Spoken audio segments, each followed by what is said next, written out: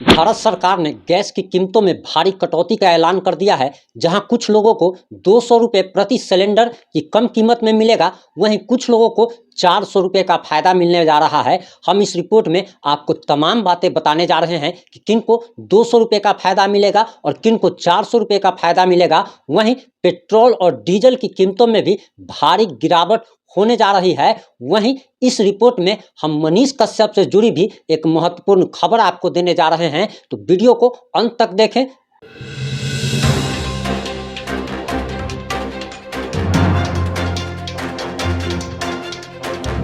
नमस्कार, मैं प्रिंस कुमार सिंह और आप देख रहे हैं पॉजिटिव इंडिया।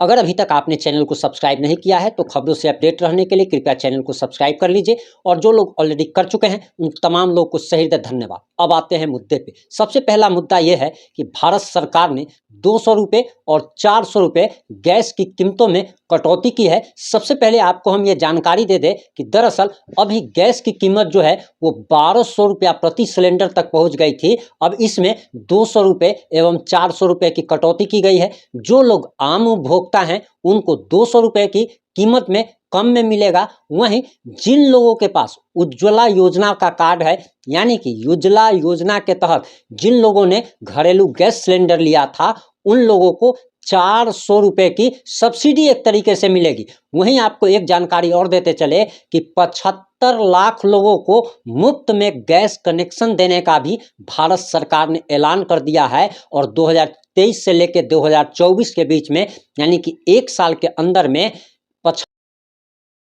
गैस सिलेंडर मुफ्त देने का ऐलान प्रधानमंत्री नरेंद्र मोदी ने कर दिया है। वहीं आपको बताते चले कि दरअसल ये जो घोषणाएं हो रही है और कीमतों में जो कटौती हो रही है, इसके पीछे की वजह भी आप जरा जान लीजिए, और ये वजह जान करके आप हैरान रह जाएंगे।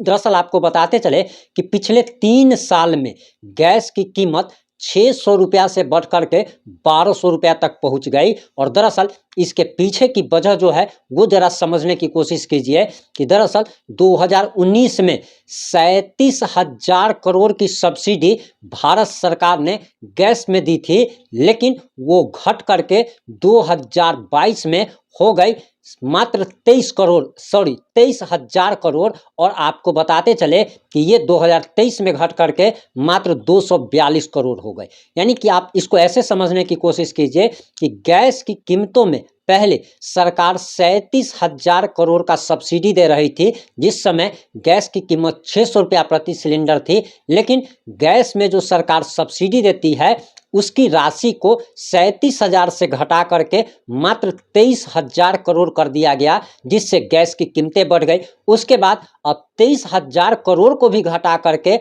मात्र 242 करोड़ रुपया केंद्र सरकार ने सब्सिडी दिया, जिस वजह से 600 रुपये गैस वाली सिलेंडर जो है वो 1200 रुपये की कीमत अब पार करने पहुंच गई थी। वहीं आपको बताते चले कि कर्नाटक की चुनाव में भयानक हार के बाद, एक तरीके से भयानक हार भाजपा की हुई।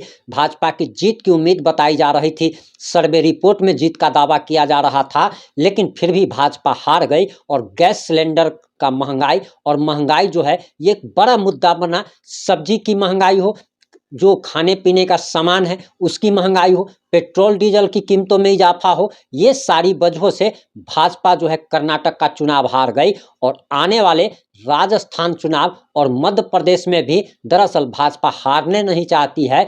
और आने वाले 2024 में लोकसभा चुनाव भी अब नज़दीक है, जिसकी वजह से गैस की कीमतों में भारी कटौती की गई है। और सिर्फ इतना ही नहीं, बल्कि 10 से लेकर के 15 दिनों के अंदर में पेट्रोल और डीजल की कीमतों में भी भारी गिरावट देखने को मिलेगी। इसकी कीमतों में भी कटौती की जाएगी।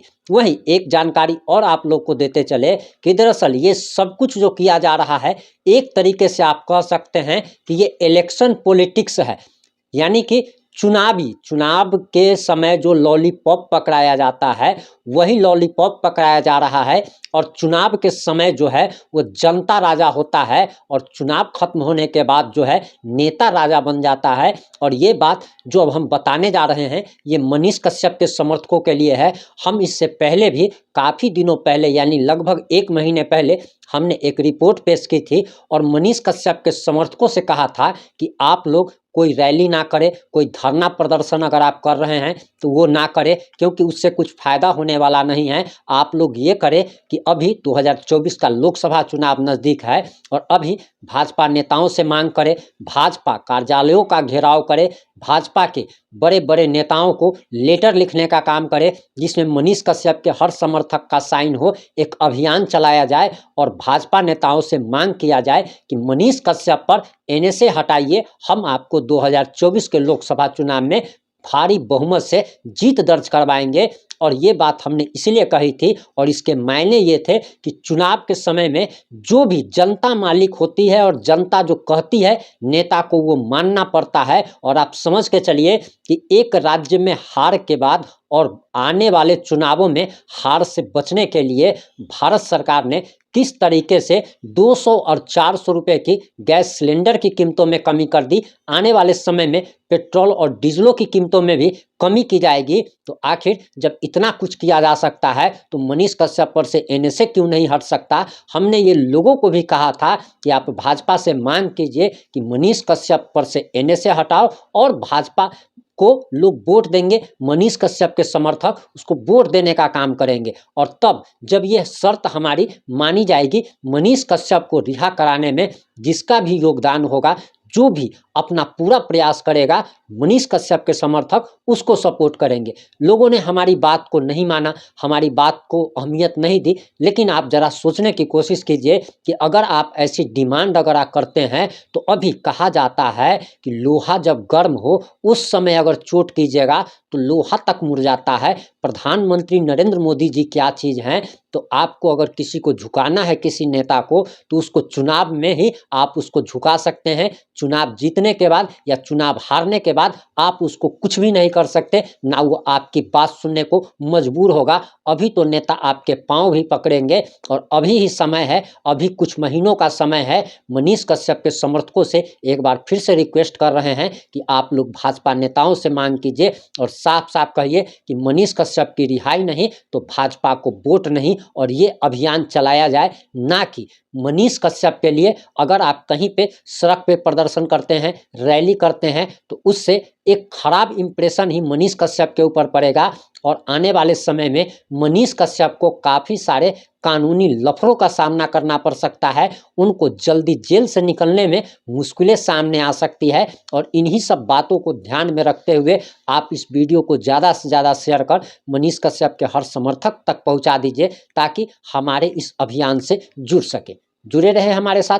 अगर आप जो भी सोचते हैं, हमने जो आपको ये सजेशन दिया है, सलाह दिया है, आप इसके बारे में जो भी सोचते हैं, जैसा भी सोचते हैं, आप अपनी प्रतिक्रिया कमेंट बॉक्स में ज़रूर दें। जुड़े रहें हमारे साथ। जय हिंद, जय भारत, जय जय बिहार।